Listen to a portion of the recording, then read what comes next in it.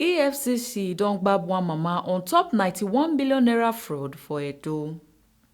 Federal High Court for Benin City, Edo State Capital, don sen ten ce the best Osarunshe wey be the mother to Endurance Osarunshe wey be Internet 419.